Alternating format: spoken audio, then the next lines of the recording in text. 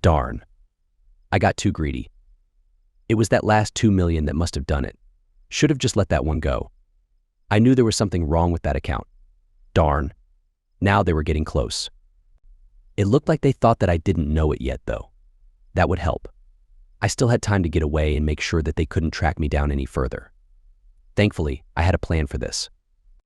So who am I, and who is trying to track me down? Who I am right now isn't important, as this identity is about to completely disappear. In 2 hours, I will be someone completely different. The trail that the hunters are following will dead end before they can get enough information to figure out who I am. What I am, or soon to be was, is a computer genius. I am very skilled with computers.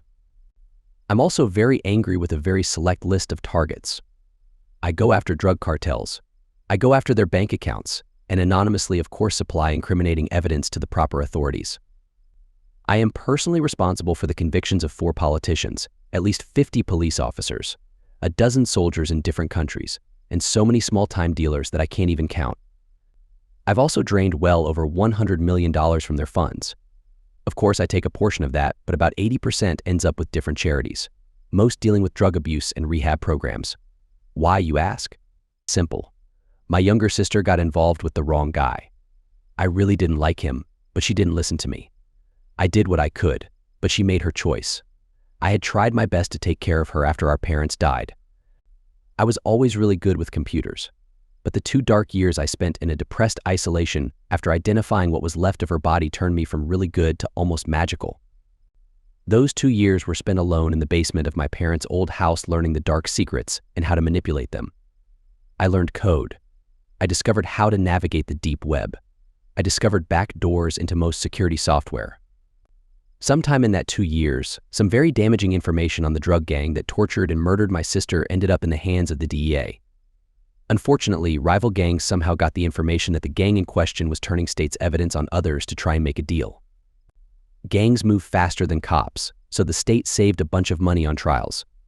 Now, as for who I am running from, my best guess right now is either Russian or North Korean hackers. Even though I'm not sure which it is, I am sure that they were hired by the cartel that I had just relieved of about $30 million. I really should have stopped at $28 million, but then I discovered that other small account. I knew there was something wrong with it, but I was young, naive, and still angry. As soon as that money was on its way through 40 different accounts in 6 countries, my counter-hacking program started alarming. Someone had put a backtracking program in the account. They were looking for where the attack was initiated. That was going to take a while. I was using a botnet attack. They were going to have to cycle through about 100 IP addresses before they could even start the roundabout server chain track. I put in a flash drive and gave a few keystrokes and mouse clicks. 4 servers in Europe crashed. 2 servers in China reformatted themselves 6 times. 1 server in Iran and another in America rewrote their entire memory with a random series of 1s and 0s. The trail back to me was effectively severed with no way to retrieve the data. 3 more mouse clicks, and my carefully crafted machines were reduced to useless scraps of wires, plastic, and fried silicon. The abandoned building I was using burned down from a homeless campfire that got out of control. Most of my wrecked computer system had been divided up and thrown in random dumpsters around the city. The hard drives and memory sticks were burned in a bonfire out in the desert, along with all my personal identification. After making sure that there would be no way to get any information from the burning pile of rubble, I got in the van and started driving west. I arrived in Las Vegas 4 days later. 5 years later, honey, can you give me a hand here? The computer is acting up again. I called out to my dear wife, Linda. Seriously, Mark, how is it possible that a 25-year-old man is so clueless about computers? What would you do without me? She said as she gave me a quick hug. And I was back to checking my email. Dinner will be ready in about half an hour. Thanks, honey. I replied as I watched her walk back into the kitchen. It had been 2 years since Linda and I had gotten married. I still couldn't believe how lucky I was. After leaving my previous life, I had recreated myself. I was working as a truck driver for a local lumber yard. We were a union yard, so the pay was decent. I had very carefully retrieved a couple $100,000 from one of my offshore accounts and bought a nice, modest 3-bedroom house on about an acre of property. I put up a steel building next to the house to use as a shop and storage. I also added a hidden room to rebuild and upgrade my computer system. It was a small walk-in storage room, but it had a false floor that would raise up to access a set of stairs leading underground if you didn't know how to open it up. It looked just like a regular concrete floor. I had decided that I would back off from going after dealers and cartels for a while. I had enough money tucked away if I needed it, and it was wise to disappear and let things cool off. Still, I didn't want to lose my skills, and I needed to keep up on the newer technology. The shop was for my hobby of restoring older muscle cars. The wife was completely not interested in that, so she never came into my shop. This also gave me the time and privacy to get online and play a bit without her suspecting anything. You may be wondering why I am hiding that from her. The truth is that she knows me as a simple truck driver and hobbyist mechanic that is almost clueless about computers. Obviously, when I met her and we began dating, I couldn't just come out and introduce myself as a computer genius called Ghost in the virtual world. First off, the authorities were looking for me. I had committed a few cybercrimes, and they also wanted to lock me in a room and use my skills for their own purposes. Second, there were several very dangerous criminal organizations that had me on their target list. If they caught me, my end would be very unpleasant and extremely painful. How long would our relationship have lasted after that? Do you even need to ask? There were a couple more reasons after we were married. First, it was for her own protection. If she didn't know, they couldn't use her for any information. Second, this ensured that she didn't accidentally let any information slip on accident. Nope. Better that she only knows the man she married. Okay, a bit about my wife. First, she is the most beautiful woman on the planet to me. I always read in these stories how every woman is always the most beautiful woman on the planet, and I wonder how there can be more than one of them. She is 5 feet, 6 inches tall, wavy copper bronze hair to the middle of her back, emerald green eyes, slim waist with a flat tummy. Her legs are long, lean, toned, and tan. Her face has a slim nose, high cheekbones, dimples when she smiles, full bony lips, and a proud chin that isn't too prominent. So how did we meet? I was working at the lumber yard one afternoon when she came in. She needed a couple of boards to put up some shelving in her new apartment. I just happened to be lucky enough to be near the salesman when he rang up her order and volunteered to get the boards. While we were picking out her order, she mentioned that she really wasn't very handy with tools. Obviously, I offered to come over after work and install the shelves for her. My price was that she buys the beer and allow me to buy dinner the next evening. Dinner turned into dancing afterwards. Sorry, guys and gals. The date ended with just a friendly hug. The truth of the matter was that I was actually terrified of dating. Perhaps a bit of explanation is due here. When I stole all that money from the cartel, I was a thin 19-year-old, 6 foot 1 inch tall, 110-pound computer enthusiast. My love life to that point was non-existent. Another thing I should probably mention, I really had no clue about my physique. I just assumed that I looked like everyone else. Sure, people would compliment my appearance, but they were supposed to, right? Of course, I didn't really believe them when they complimented me. Linda and I dated for about 6 months before I proposed. 6 months later, we got married. We were happy together. She was an accountant for a large national company with an office in Las Vegas. She made pretty good money there, and we combined our incomes to live a pretty nice life. I never needed to dip into my secret accounts. We went out to nice restaurants, enjoyed entertainment shows, had a nice pontoon boat at the lake, and both drove nice cars. Typically, after I got home from work, I would go into my workshop and tinker around for a couple of hours before dinner. About half the time, I would be working on one of my cars, and the other half I would be in the room playing around on the computer. I wasn't up to anything malicious, just trying to learn new things and improve my skills. I never actually took anything or manipulated any systems. I was just getting in and exploring without anyone knowing that I was there. After dinner, we would cozy up on the couch and watch a movie before going to bed. Sometimes we would just cuddle as we drifted off to sleep. I kept up my public image of being technologically challenged. After all, who would suspect someone who could barely check their email of having exceptional computer skills? All the while, I was exploring different systems and networks. I also updated my network of personal computers. I was cautious about hiding my location by using servers in different countries. Sometimes I would work from multiple servers simultaneously. About 6 months ago, I noticed that Linda was becoming more stressed. It didn't seem like a big deal at first. She was working longer hours and would often come home exhausted. Most of the time, she would go straight to the shower, eat dinner, and then go to bed. Occasionally, she would call me from her office on a Friday and let me know that she was going to hang out with her colleagues for a few drinks after work. She had done this enough times before that I wasn't worried. After about 6 months of this, I asked her how much longer this would continue. I thought that by now they should have resolved the project one way or another. Linda assured me that it would likely be only another week or two, and then things would settle down again. I thought she deserved some pampering after working so hard, so I surprised her with a full-day pampering package for that Saturday. She was thrilled when I gave it to her on Wednesday evening. She thanked me with a kind gesture, then we shared a special moment. Finally, Saturday arrived, and she left for her day at the spa at 9 a.m. With a quick goodbye, she was out the door. She wouldn't be back until around 4 in the afternoon. I grabbed my coffee and headed out to the workshop to finish assembling an engine. About an hour later, I took a break and went into my computer room. Up until now, I had purposely avoided accessing Linda's company's systems. It was a personal rule of mine to not mess with the company I worked for, and I extended that rule to the company she worked for. However, curiosity got the better of me. I decided to have a quick look at the big project she was working on, and maybe I could explore their networks afterwards. Their security measures were weak.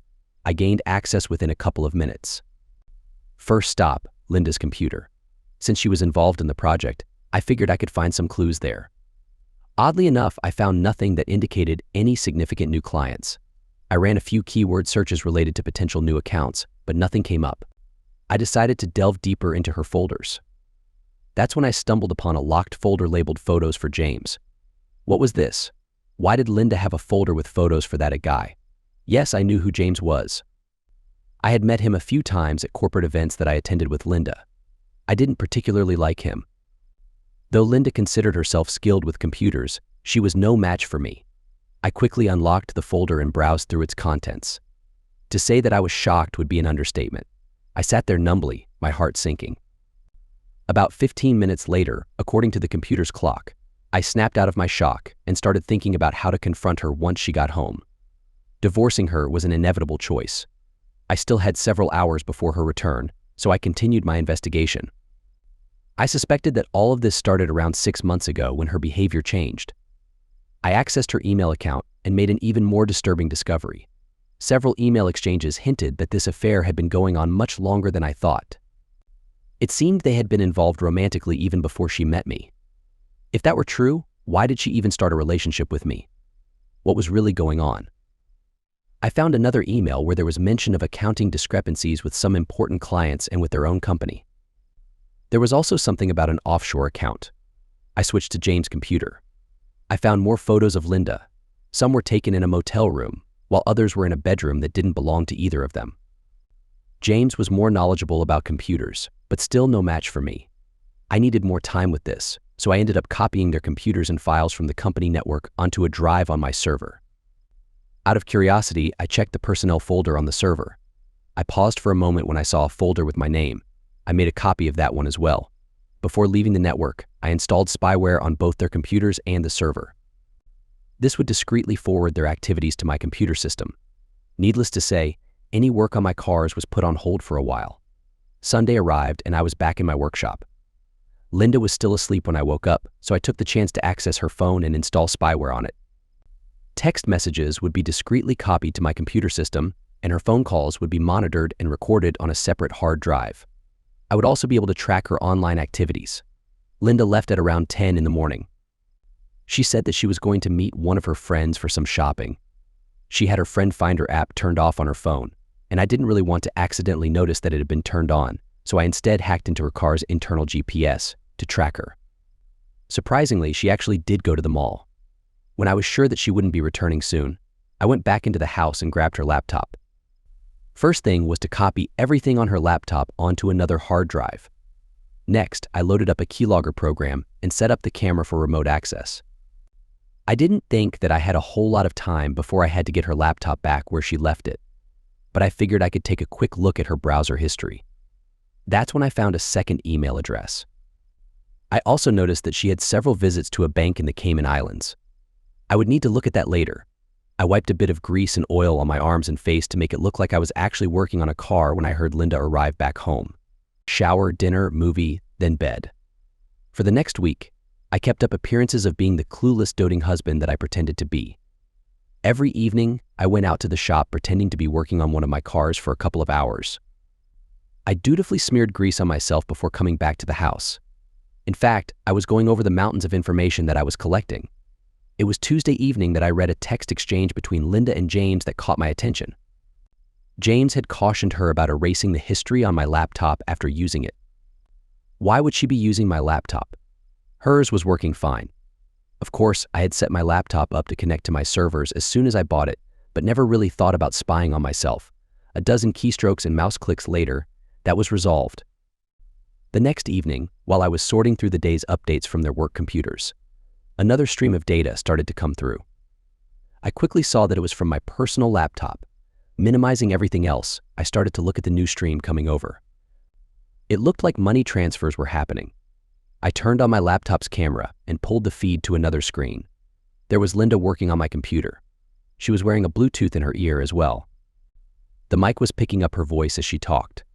I used a third screen to stream a live feed from her phone call. I watched and listened to Linda following the instructions from James as she transferred about $50,000 from a dummy account in their company over to a bank in the Cayman Islands. And they were using my computer to do it. She finished soon after, deleted the history for that day, and logged off. What the heck was going on here? I really hadn't had time to look at my personnel file from their HR folder yet, as it didn't seem to be as important as other things. That changed right then. It seemed that I had been set up as a computer security consultant. I really did respect the detail that they used in creating my fake credentials. James had apparently hired me, since he was head of their IT department. I also found several payments for my services all going to the Cayman Island account, of course. Let's review. I had unknowingly been hired as a computer security consultant. Linda and James were using my computer and IP address to transfer large sums of money from a fake account at their firm to an offshore bank. Furthermore, Linda and James had been having an affair since before I met Linda. I was beginning to understand that I was being set up for something.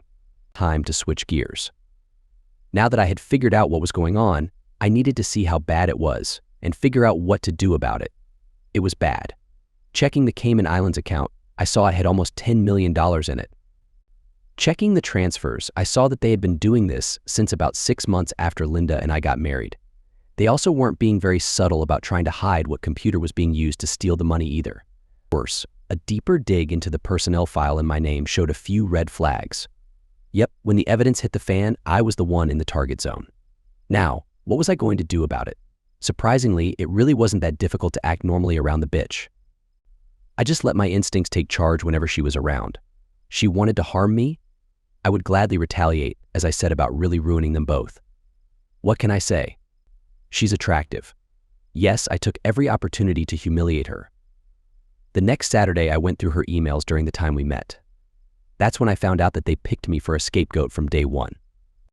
Yes, she thought that I was good-looking, and that being with me wouldn't exactly be a problem, but she was a bit concerned with my apparent lack of computer skills. James thought that it would be an advantage. The less I knew about operating computers, the less likely I would be to discover their plan. Little did they know. Now I needed a plan for my payback. I began setting everything up. First off, a couple of new bank accounts were set up.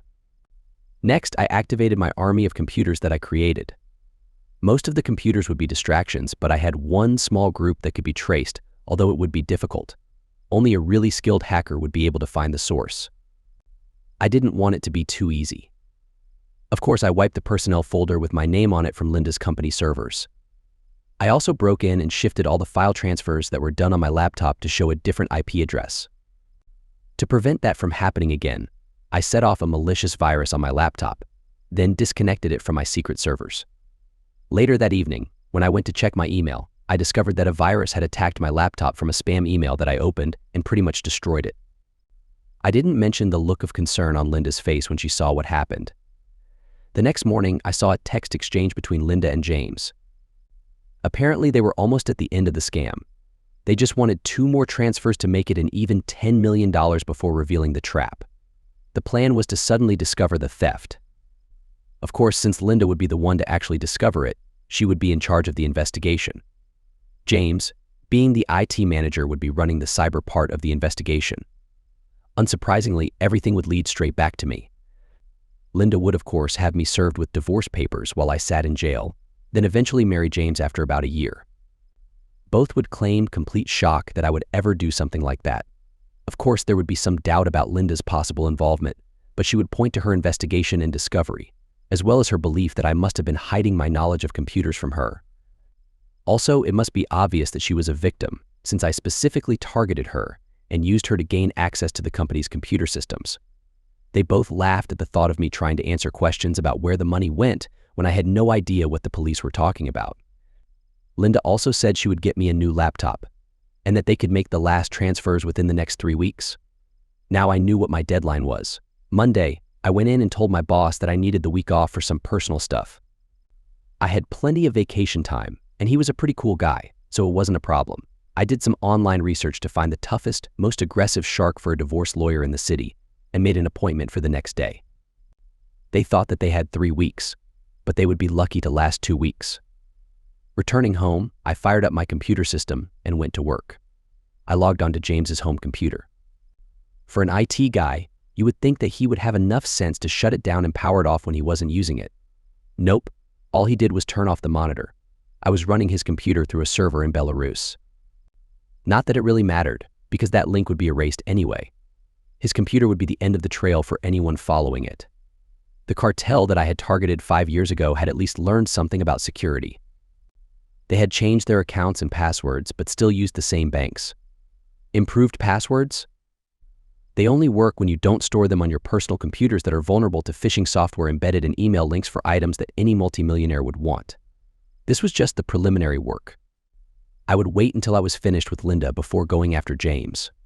James wasn't going to survive this, and I still needed to use him for Linda's downfall. I was still monitoring Linda's GPS on her car, so I was able to leave and go to a park for about an hour before returning home. She didn't need to know that I took the week off. Actually, she probably did need to know, but I wasn't going to give her that piece of information to try and save herself. As usual, I went out to my shop to work on my car. She did leave to run to Walmart and get me a new laptop. While she was gone, I did some preliminary work on setting her up. It was important for her to be at home when her computer was used. If she could show that she wasn't home, she could have a defense for the crime. Couldn't let that happen. She texted me when she got home to let me know that she got me a new laptop and told me it would take her about an hour to set it up for me. I thanked her and went to work. First off, eliminate all connections with James. I didn't have any desire to physically harm her, but James was probably going to be caught and exposed, while Linda was just going to go to prison for the next couple of decades. Who knows? Perhaps she will find companionship there. Doesn't the saying go, making new friends in unexpected places? I used a separate server to link into Linda's laptop. No roundabout path here. Just a straight connection to her work computer, then the company servers. $20 million was moved from the company to 4 different accounts in her name. Next, travel plans were made. A one-way ticket for her was purchased for Thursday morning to the Cayman Islands. Before leaving her computer, I deleted James from her contacts, erased all her emails with him, and removed all her history from the account that they were originally using. Next, I removed all the spyware that I had installed. This was a risk, but I didn't figure that she would have enough time to do anything too bad. Lastly, I severed the link and erased the data that I had with her laptop. With all that done, I remotely shut down the wireless router to the house. I had a separate and much better one in the shop. Of course, she didn't know that. A message popped up from the spyware that I had put on her phone. Apparently, she had finished setting up my laptop for me when the internet went out. She was just about to use my computer for another transfer when the connection was lost. I laughed. While they were discussing the problem, I moved all the money that they already stole into the new accounts I had created in Linda's name. Once that account was empty, I closed it.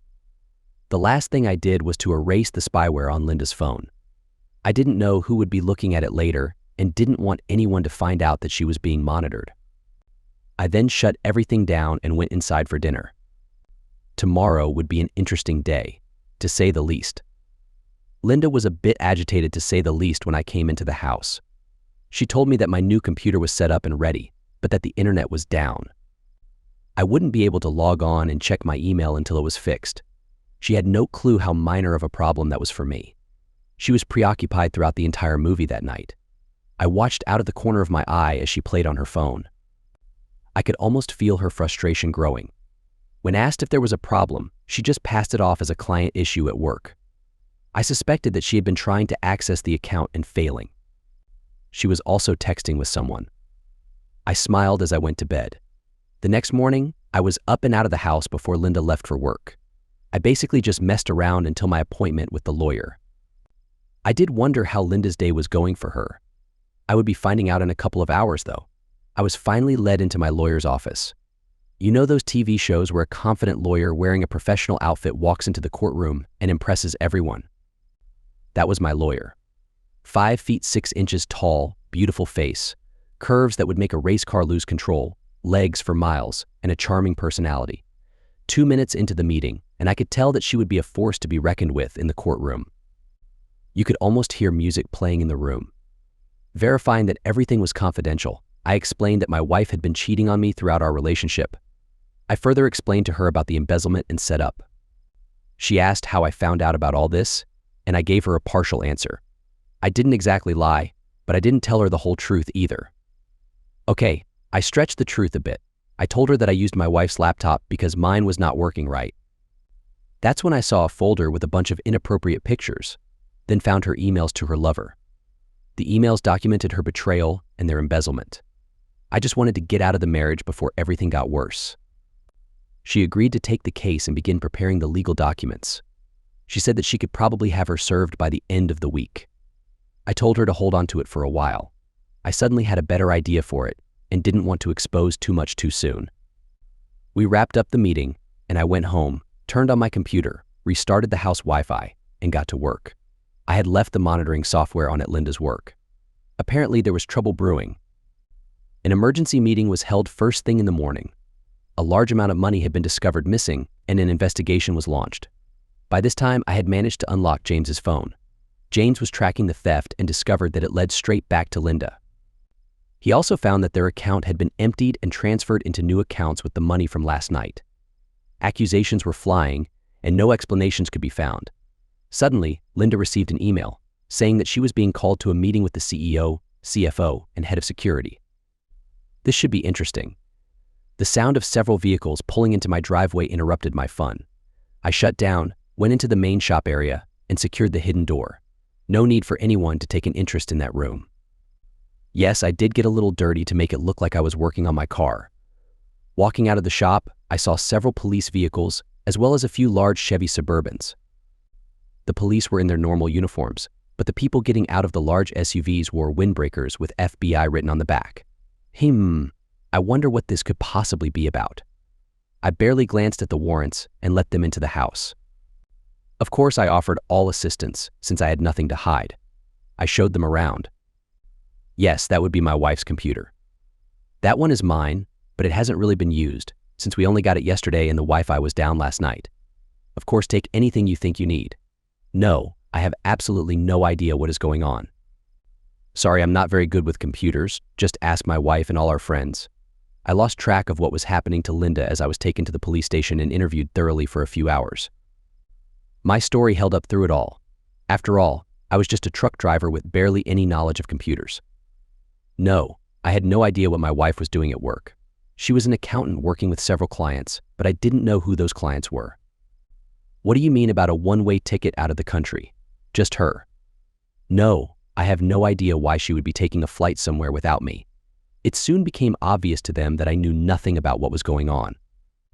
They had thoroughly searched my shop but did not find my computer room.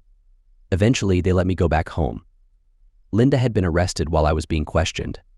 Poor James was forced to give the evidence against her, as well as seeing all the money located so it could be returned. He must have really felt betrayed when he found that she had taken away his access to it, transferred it into her own accounts, then booked a single one-way trip out of the country, leaving him with nothing. Thankfully, I had anticipated that I would be interrogated. I was her husband, after all. It would only make sense to assume that I might be working with her on it.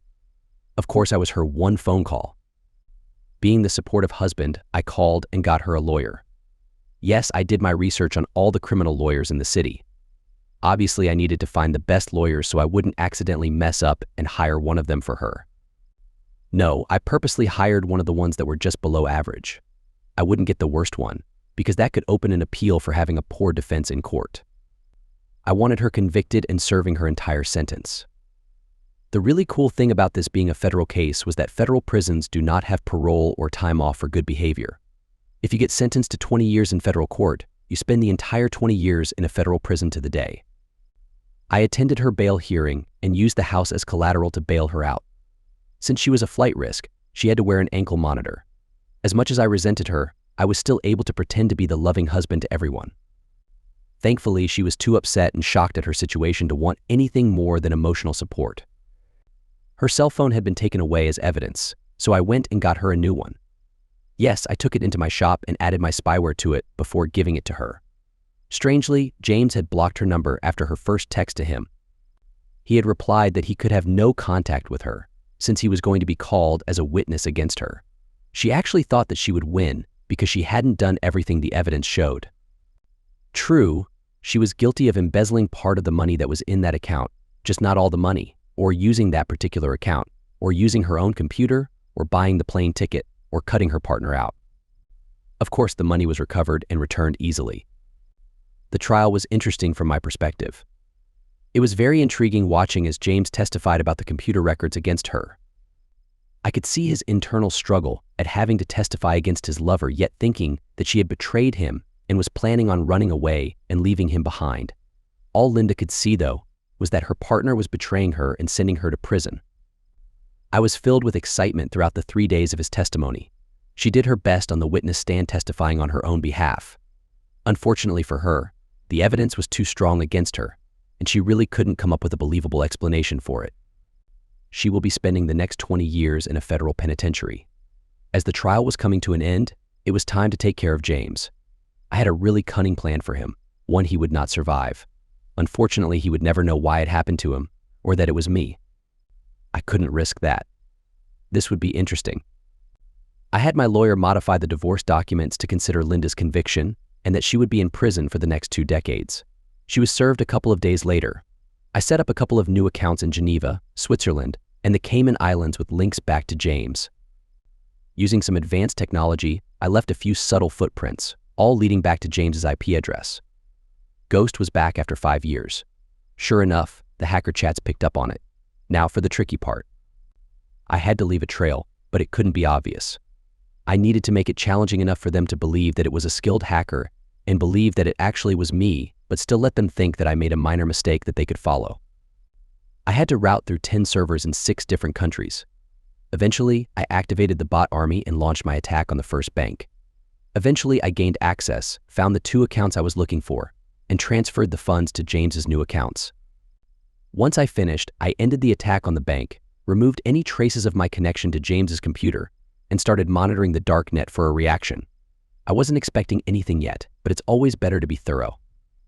The next morning, I launched another attack on a different bank. 4 more accounts were emptied. There was now $20 million in the account that I had set up for James. People were starting to search for me. They wouldn't find me, of course, but they would eventually find Ghost. Some of the dark web hacker forums were getting active. There was a group from North Korea that seemed to be on the trail. It looked like the same group that was after me 5 years ago. It was time to wrap this up. I went back to the banks. Sure enough, the 3rd one I checked had the account I was after. I bypassed using James's computer and transferred the $20 million to another account in Switzerland that I had created. Then, I erased all evidence of the transfer.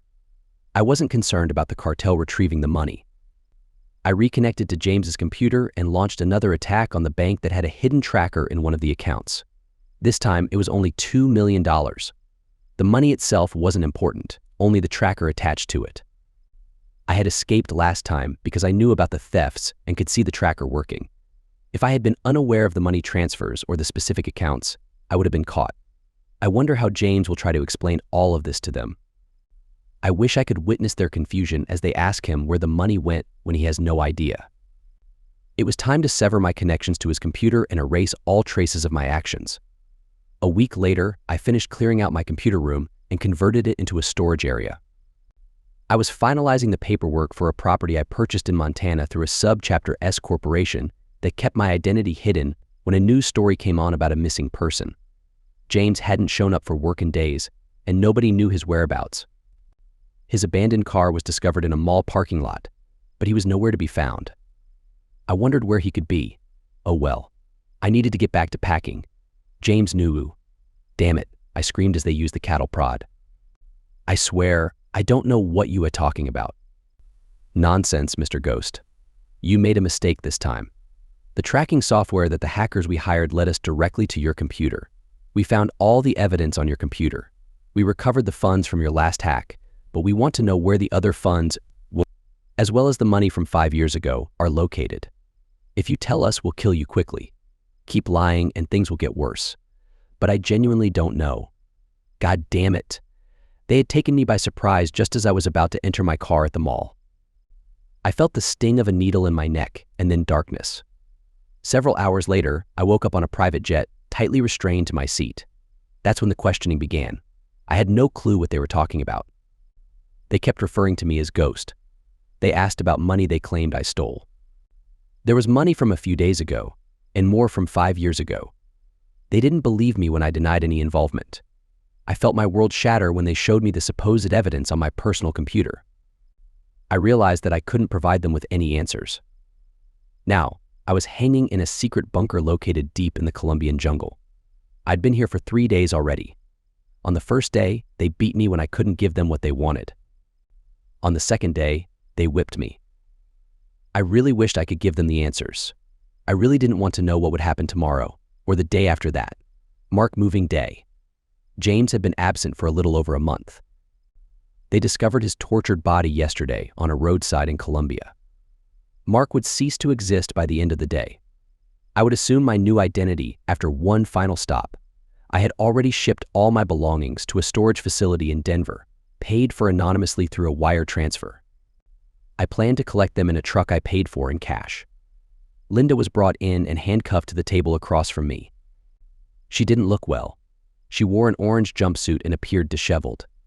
No makeup, and her hair was a mess. It seemed like she hadn't adapted to prison life.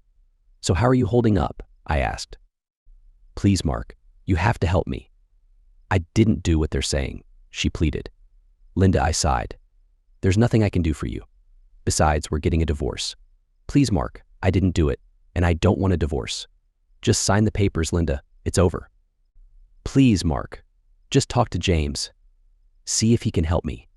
He used to be our friend. Please, just ask him." She begged. "Haven't you heard about James?" I inquired.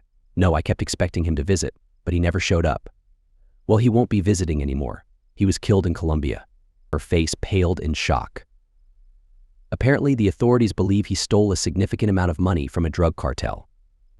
"No, he couldn't have," she protested. "He probably didn't, but that's what they think. Now, Linda, you really need to sign the divorce papers and move on, but you're leaving me with nothing," she exclaimed. "Exactly. You don't need anything, and even if you did, what would you do with it? You'll be in prison for the next 20 years. I explained. "Please, Mark, you have to help me. I can't stay here. I need to get out of here. Please." It was time. "Let me tell you a story, Linda. Maybe it will help you. About 5 years ago, there was an incredibly skilled hacker known as Ghost. He got that nickname because he was a master at covering his tracks. He was like a ghost in the computer systems. So, Ghost decided to target some drug cartels. It was a personal mission.